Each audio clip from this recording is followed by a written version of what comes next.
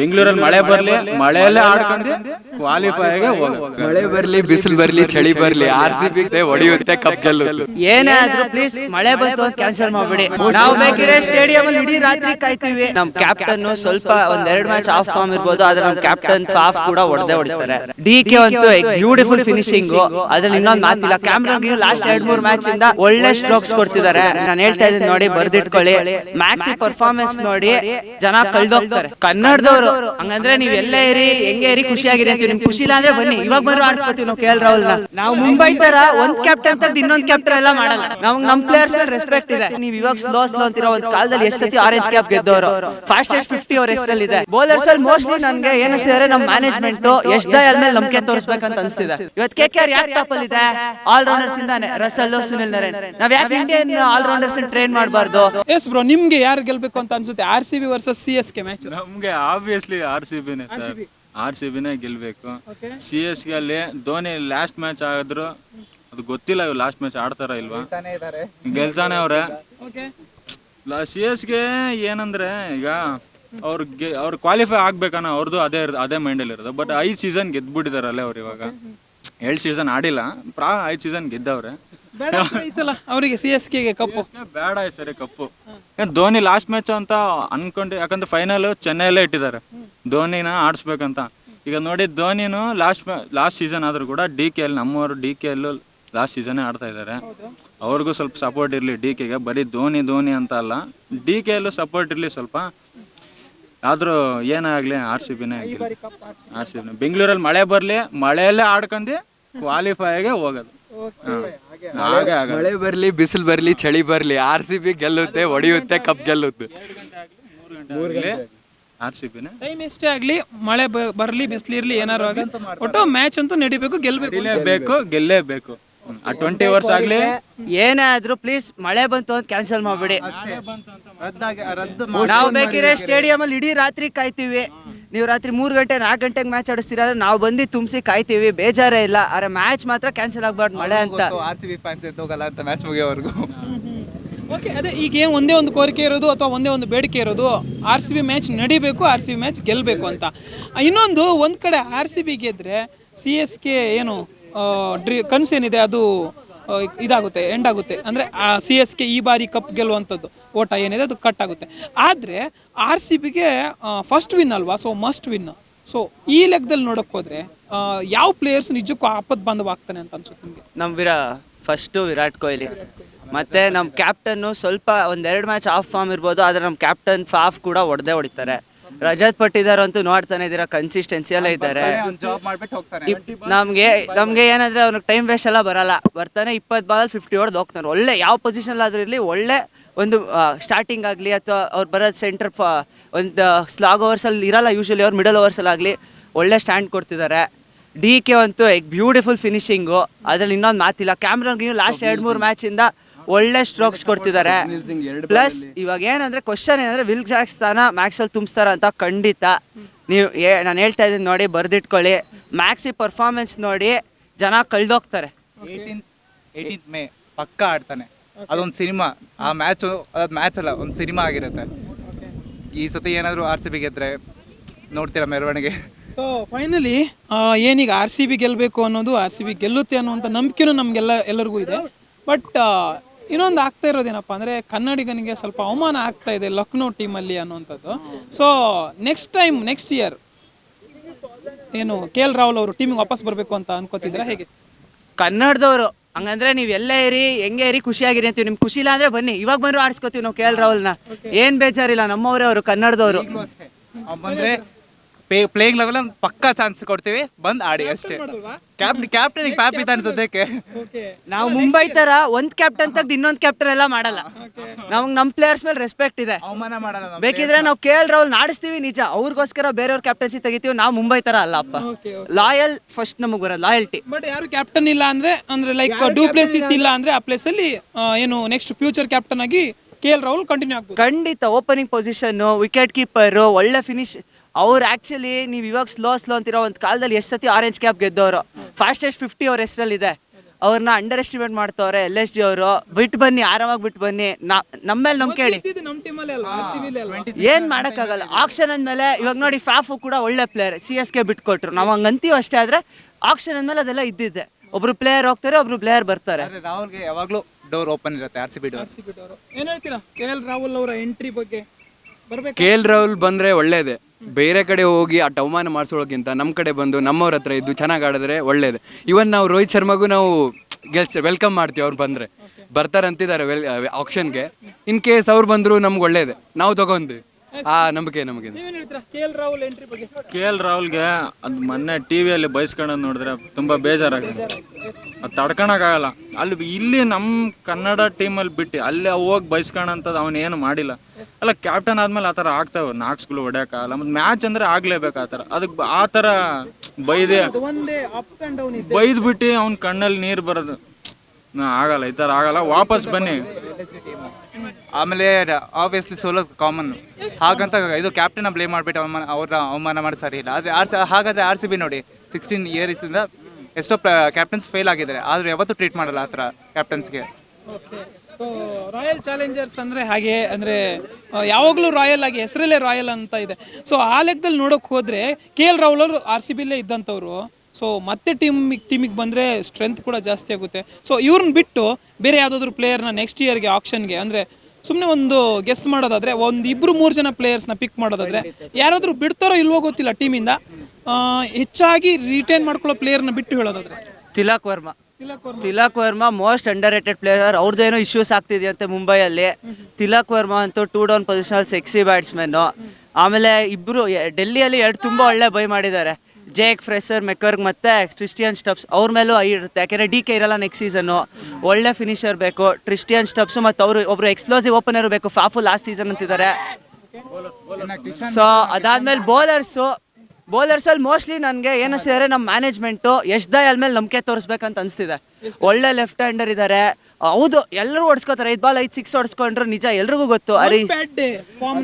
ಒಂದು ಬ್ಯಾಡ್ ಡೇ ಫಾರ್ಮ್ನ ಡಿಸೈಡ್ ಮಾಡೋಕ್ಕಾಗಲ್ಲ. ಖಂಡಿತ ಯಶ್ ದಯಾಲ್ ಅವರು, ಸಿರಾಜ್ ಅವರು ಇಬ್ರಿಗೂ ಚಾನ್ಸ್ ಕೊಡಬೇಕು. ಯಾಕೆಂದರೆ ನೀವು ಯಶ್ ದಯಾಲ್ ಅಂತೂ ಬ್ಯೂಟಿಫುಲ್ ಆಗಿ ಬೌಲಿಂಗ್ ಮಾಡ್ತಿದ್ದಾರೆ. ನೀವು ಲಾಸ್ಟ್ 2-3 ಮ್ಯಾಚಸ್ ನೋಡಿದ್ರೆ 100% ಯಶ್ ದಯಾಲ್ ಚಾನ್ಸ್ ಕೊಡಬೇಕು. ಪ್ಲಸ್ ಇನ್ನೊಬ್ರು ಅಕಸ್ಮಾತ್ ನಮಗೆ ಒಳ್ಳೆ ಲೆಫ್ಟ್ ಹ್ಯಾಂಡ್ ಬೌಲರ್, ಒಳ್ಳೆ ಆಲ್ರೌಂಡರ್ ಬೇಕು. I think Akshar Patel is the man to target if Delhi ಬಿಟ್ಕೊಟ್ರೆ. ಯಾಕೆಂದರೆ ಒಳ್ಳೆ ಸ್ಲಾಗ್ ಓವರ್ಸಲ್ಲಿ ಫಿನಿಶಿಂಗ್ ಮಾಡ್ತಾರೆ. Left hand bowler variety provide ಮಾಡ್ತಾರೆ. ಪೇಸ್ ಬೌಲರ್ಸಲ್ಲಿ ನಾವು ಹೇಳೋದು ಈಸಿ. ಪೇಸ್ ಬೌಲರ್ಸಲ್ಲಿ ಸ್ಟಾರ್ಕ್ ತೊಗೊಳ್ಳಿ, ಪ್ಯಾಟ್ ಕಮಿನ್ಸ್, ಆದರೆ ಅದೆಲ್ಲ ಪಾಸಿಬಲ್ ಇಲ್ಲ. ಯಾಕೆಂದರೆ ಆಕ್ಷನಲ್ಲಿ ಅವರೆಲ್ಲ ತುಂಬ ದುಡ್ಡಿಗೆ ಹೋಗ್ತಾರೆ.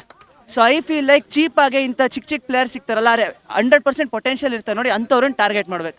ಇನ್ನೊಬ್ರು ಏನಂದರೆ ಮಾಯಾಂಕ್ ಯಾದವ್. ಒಳ್ಳೆ ಪೇಸ್ ಇದೆ, ಒಳ್ಳೆ ಲೆಂತ್ ಇದೆ.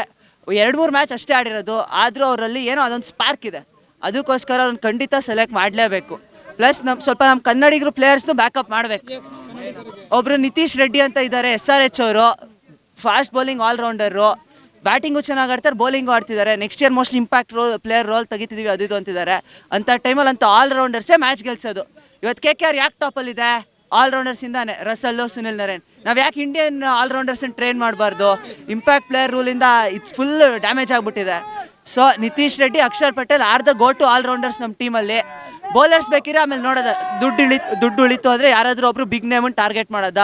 ಒಟ್ಟಿನಲ್ಲಿ ಇದು ನಮ್ಮ ಬೇಸಿಕ್ ಸ್ಟ್ರಾಟಜಿ ಇರಬೇಕು. ಎಲ್ಲೆಲ್ಲ ಅಂಡರ್ ರೇಟೆಡ್ ಪ್ಲೇಯರ್ಸ್ ಇದ್ದಾರೆ ಅವ್ರನ್ನ ಟಾರ್ಗೆಟ್ ಮಾಡೋದು. ಇನ್ನೊಂದು ಮಾಜಿ ಪ್ಲೇಯರ್ಸ್ ಅಲ್ಲಿ ಸ್ಪಿನ್ನರ್ ಆಪ್ಷನ್ ಅಂದ್ರೆ ಚಹಲ್ನ ರಿಟೈನ್ ಮಾಡಬೇಕು. ಚಹಲ್ನ ಬಿಟ್ಟಿರೋದು ತುಂಬಾ ದೊಡ್ಡ ತಪ್ಪು ಮಾಡಿರೋದು RCB. ಚಹಲ್ನ ಬಿಟ್ಟಿರೋದಕ್ಕೆ ಅದರ ನಂತರ ಒಬ್ಬ ಪ್ರಾಪರ್ ಸ್ಪಿನ್ನರ್ ಅಂತ ಬರಲೇ ಇಲ್ಲ. ಹೌದು, ನಮ್ಮ ಟೀಮಲ್ಲಿ ಪ್ರಾಪರ್ ಸ್ಪಿನ್ನರ್ ಅಂತ ಯಾರೂ ಇಲ್ಲ. ಚಹಲ್ ತುಂಬ ಬ್ಯೂಟಿಯಾಗಿ ಬೌಲ್ ಮಾಡ್ತಿದ್ದ. ಅವನು RCB ಇದ್ದಷ್ಟು ಒಂದು ಹೈಯೆಸ್ಟ್ ವಿಕೆಟ್ ಟೇಕಿಂಗು ಅಷ್ಟೇ RCB ಇದ್ದಿದ್ದು. ಅವ್ನು ಬಿಟ್ಕೊಟ್ಟಿದ್ದು ಒಂದು ಬ್ಯಾಡ್ ಮೂವ್ ಅಂತ. ಏನಾದರೂ ಮಾಜಿ ಪ್ಲೇಯರ್ಸ್ ಮತ್ತೆ ಇದು ತಗೊಳ್ಳೋ ಆಪರ್ಚುನಿಟಿ ಬಂದರೆ ಚಹಲ್ನ ಮಿಸ್ ಮಾಡಬಾರ್ದು ಅವರು. ಎಸ್ ಬ್ರೋ, ನೀವೇನು ಹೇಳ್ತೀರಾ? ಯಾವ ಪ್ಲೇಯರ್ ಬೇಕು ನೆಕ್ಸ್ಟ್ ಇದಕ್ಕೆ? ಯಾಕೆಂದ್ರೆ ಸ್ವಲ್ಪ ದೂರ ಇದೆ ಆಕ್ಷನ್, ಇನ್ನು ಈ ಮ್ಯಾಚ್ಗಳು ಮುಗಿಬೇಕು. ಬಟ್ ಸ್ಟಿಲ್ ಮುಂದಿನ ವರ್ಷದ್ದು ಏನು ಆಕ್ಷನ್ ಬೈ ಏನಿದೆ ತುಂಬ ಏನು ಅಂದರೆ ಒಂದು ಆಸಕ್ತಿದಾಯಕವಾಗಿರುತ್ತೆ. ಆ ಲೆಕ್ಕದಲ್ಲಿ ನೋಡೋಕೆ ಹೋದರೆ ಯಾರು ಬೇಕು ಟೀಮಿಗೆ? ಇಲ್ಲಿವರೆಗೂ ನೋಡೋದಾದರೆ, ರೆಕಾರ್ಡ್ಸ್ ನೋಡೋದಾದರೆ RCBಗೆ ಇಂಡಿಯನ್ ಬ್ಯಾಟ್ಸ್ಮನ್ ಹೈಯೆಸ್ಟ್ ಸ್ಕೋರರ್ ಇರೋದೇ ವಿರಾಟ್ ಕೊಹ್ಲಿ ಒಬ್ಬರೇ. ಅವ್ರು 7000 ರನ್ಸ್ ಏನೋ ಇದೆ. ಉಳ್ದವ್ರದ್ದು ಬಿಟ್ಟರೆ 900, 800, 700. ಸೊ ಇಂಡಿಯನ್ ಬ್ಯಾಟರ್ಸ್ನ ಫೋಕಸ್ ಮಾಡಬೇಕು ಅನ್ನೋದು ನನ್ನ ಆಸೆ. ಸೊ ಯಾರು ಬರ್ತಾರೆ ಅಂತೆಲ್ಲ ಹೇಳಕ್ ಗೊತ್ತಾಗ್ತಿಲ್ಲ ನನಗೆ, ಕನ್ಫ್ಯೂಸ್ ಆಗ್ತಿದೆ. ಬೇಕು ಅಂತ ಕೇಳಿದ್ರೆ ಒಬ್ಬರು ಪ್ಲೇಯರ್ ಇಬ್ರು ಪ್ಲೇಯರ್ ಯಾರಾದ್ರು ಇವ್ನು ಹೇಳ್ದಾಗೆ ತಿಲಕ್ ವರ್ಮಾ ಚಹಲ್ ಅವ್ರು ಬಿಡಲ್ಲ ಅನ್ಸುತ್ತೆ, ನೋಡೋಣ. ಟಾರ್ಗೆಟ್ ಮಾಡ್ಲೇಬೇಕು ನಮ್ಮ ಕನ್ನಡಿಗ ಪ್ಲೇಯರ್. ಪಟ್ಟಿದಾರಕ್ಕೆ ಚಾನ್ಸ್ ಕೊಡ್ಲೇಬೇಕು. ಇನ್ನ ಯಶ್ ದಯಾಲು ಮತ್ತು ಸಿರಾಜು ಇವಾಗ ಪರ್ಫಾರ್ಮೆನ್ಸ್ ತೋರಿಸ್ತಿದ್ದಾರೆ, ಅವ್ರನ್ನೂ ಬ್ಯಾಕ್ ಮಾಡಿ. ಒಬ್ಬ ಲೆಫ್ಟ್ ಹ್ಯಾಂಡ್ ಸ್ಪಿನ್ನರ್ ಬ್ಯಾಟ್ಸ್ಮನ್ ಸಿಕ್ಕರೆ ಬೇಕು. ಜಡೇಜನಂತೂ CSK ಅವ್ರು ಬಿಟ್ಟು ಕೊಡಲ್ಲ. ಅಥವಾ ಕೃಣಾಲ್ ಪಾಂಡ್ಯನೂ ಇದ್ದಾರೆ, ಅವ್ರು ರೀಸೆಂಟಾಗಿ ನೋಡಿದ್ರೆ ಅವ್ರ ಎಕಾನಮಿನೂ ಚೆನ್ನಾಗಿದೆ, ಸ್ಲಾಗಿಂಗು ಮಾಡ್ತಾರೆ. ಆದರೆ ಅಕ್ಷರ್ ಪಟೇಲ್ ಅಷ್ಟೇನು ಚೆನ್ನಾಗಿಲ್ಲ. ಸೊ ಬೌಲರ್ಸಲ್ಲಿ ಮೋಸ್ಟ್ಲಿ ಬಿಗ್ ನೇಮ್ಸನ್ನು ಟಾರ್ಗೆಟ್ ಮಾಡೋದು ಕಷ್ಟ, ಯಾಕೆಂದರೆ ಎಲ್ರಿಗೂ ಬೌಲರ್ಸ್ ಮೇಲೆ ಕಣ್ಣಿರುತ್ತೆ. ನೋಡಿ ಮಿಚೆಲ್ ಸ್ಟಾರ್ಕ್ 24 ಕೋಟಿ 20 ಕೋಟಿ ಅಷ್ಟು ನೀವು ಒಂದು ಪ್ಲೇಯರ್ ಮೇಲೆ ಖರ್ಚು ಮಾಡಿದ್ರೆ ಟೀಮ್ ಬ್ಯಾಲೆನ್ಸ್ ಬರಲ್ಲ. ಅದು ಮೆಗಾ ಆಕ್ಷನ್, ಮಿನಿ ಆಕ್ಷನ್ ಅಲ್ಲ. ಸೊ ಅಷ್ಟು ನಾವು ಖರ್ಚು ಮಾಡೋಕ್ಕಾಗಲ್ಲ. ಒಟ್ನಲ್ಲಿ ಒಳ್ಳೆ ಚಾಯ್ಸಸ್ ಇದೆ, ಇಂಡಿಯನ್ಸ್ ಮೇಲೆ ಫೋಕಸ್ ಮಾಡಬೇಕು. Okay, back to RCB versus CSK ಮ್ಯಾಚ್ಗೆ ಎಷ್ಟು ಸ್ಕೋರ್ ಮಾಡ್ಬೋದು? ಇಫ್ ಇದು RCB ಏನಾದರೂ ಟಾಸ್ ಗೆದ್ರೆ ಆಬ್ವಿಯಸ್ಲಿ ಫಸ್ಟ್ ಚೇಸಿಂಗ್ ತಗೊಳ್ಳುವಂಥ ಚಾನ್ಸಸ್ ಇದೆ, ಬಟ್ ಬ್ಯಾಟಿಂಗ್ ಮಾಡೋ ಚಾನ್ಸಸ್ ಇದೆ. ಯಾಕೆಂತಂದರೆ ಈಗ ರೀಸೆಂಟ್ ಡೇಸಲ್ಲಿ ನೋಡೋಕೋದ್ರೆ ಫಸ್ಟ್ ಬ್ಯಾಟಿಂಗ್ ಕೂಡ ಗೆಲ್ತಾ ಇರೋವಂಥದ್ದು RCB ತಂಡ. ಲಾಸ್ಟ್ ಏನು ಮ್ಯಾಚ್ ನಡೀತು ಅದು ಕೂಡ ಫಸ್ಟ್ ಬ್ಯಾಟಿಂಗಲ್ಲೇ ಗೆದ್ದಿದ್ದು. ಸೊ ಫಸ್ಟ್ ಬ್ಯಾಟಿಂಗ್ ಮಾಡಿದ್ರೆ ಎಷ್ಟು ಸ್ಕೋರ್ ಮಾಡ್ಬೋದು RCB? ಫಸ್ಟ್ ಬ್ಯಾಟಿಂಗ್ ಬಂದರೆ ಅವ್ರು ಆಬ್ವಿಯಸ್ಲಿ 200+ ನೋಡ್ತಾರೆ. ಸೊ ಅದಂತೂ ಡೌಟೇ ಇಲ್ಲ, ಅವ್ರು ಪಕ್ಕ 200+ ಮಾಡ್ತಾರೆ. ಇನ್ನು ಬೌಲಿಂಗಲ್ಲಿ ನಾವು ತಡಿಬೇಕಷ್ಟೇ. ಬಟ್ ಅದರಲ್ಲೂ ಕೂಡ 18 ರನ್ಸಿಂದ ಗೆಲ್ಲಬೇಕು, 18 ಓವರ್ಸ್ ಒಳಗಡೆ ಫಿನಿಶ್ ಮಾಡಬೇಕು, ಅದು ಒಂದು ಕೂಡ. ಸೊ ಏನು ಹೇಳ್ತೀರಾ, ಎಷ್ಟು ಸ್ಕೋರ್ ಮಾಡ್ಬೋದು RCB ಬ್ಯಾಟಿಂಗ್ ಫಸ್ಟ್ ಆದರೆ? ನನ್ನ ಪ್ರಕಾರ ಏನನ್ಸುತ್ತೆ, ಟಾಸ್ ಗೆದ್ರೆ RCB ಪಕ್ಕ ಚೇಸ್ ಮಾಡೋಕ್ಕೆ ಹೋಗ್ತಾರೆ. ಯಾಕಂದರೆ 18.1 ಓವರ್ಸಲ್ಲಿ ಚೇಸ್ ಮಾಡೋದು ಈಸಿ, 18 ರನ್ಸಿನ ಡಿಫೆಂಡ್ ಮಾಡೋದು ಕಷ್ಟ ಟೆಕ್ನಿಕಲಿ ನೋಡಿದ್ರೆ. ಹಾಂ, ಪ್ಲಸ್ ಇದು ಏನು 18 ರನ್ಸ್ ಕಾನ್ಸೆಪ್ಟ್ ಇದೆ ಅದು 100% ನಿಜ ಅಲ್ಲ. ಅದು 200 ರನ್ಸ್ ಟಾರ್ಗೆಟ್ ಹೋಯ್ತು ಅಂದರೆ. ಸೊ ಟಾರ್ಗೆಟ್ ಹೋದಂಗೆ ಚೇಂಜ್ ಆಗುತ್ತೆ ಈಕ್ವೇಷನ್ ಮ್ಯಾಚಲ್ಲಿ. ಸೊ ನಾವು ಹೋಪ್ಫುಲಿ ಟಾಸ್ ಗೆಲ್ತೀವಿ, ದೇವ್ರು ನಮ್ಮ ಕಡೆ ಇರುತ್ತೆ, ಮಳೆ ಬರಲ್ಲ, ಟಾಸ್ ಗೆದ್ದು ಅವರೇ ಫಸ್ಟ್ ಬ್ಯಾಟಿಂಗ್ ಆಡಿದ್ರೆ ಅವರೊಂದು 200 ರನ್ಸ್ನ ಟಾರ್ಗೆಟ್ ಮಾಡ್ತಿರ್ತಾರೆ. ಓಕೆ, ನನ್ನ ಪ್ರಕಾರ ಏನಂದರೆ ಅಕಸ್ಮಾತ್ ನಾವು ಋತುರಾಜ್ ವಿಕೆಟ್ ತೆಗೆದ್ರೆ ಅವ್ರು 200 ರೀಚ್ ಆಗಲ್ಲ. ಬೇಗ ತೆಗೆದ್ರೆ ಋತುರಾಜ್ ವಿಕೆಟ್ನ ನಾವು ಅವ್ರು 200 ರೀಚ್ ಆಗಲ್ಲ. ಆದರೂ ಈ ವರ್ಷ ಹೋಗ್ತಿರೋ ಸ್ಕೋರಿಂಗ್ ರೇಟ್ ನೋಡಿದ್ರೆ 200 ರೀಚ್ ಆಗ್ಬೋದು. ಓಕೆ, ಖಂಡಿತ. ಏನು ಬ್ಯಾಟ್ಸ್ಮನ್ಗಳಿಗೆ ಸೆಟ್ಲ್ ಆಗಕ್ಕೆ ಬಿಡಬಾರ್ದು, ಆದಷ್ಟು ಬೇಗ ವಿಕೆಟ್ಗಳನ್ನು ತಗೊಬೇಕು.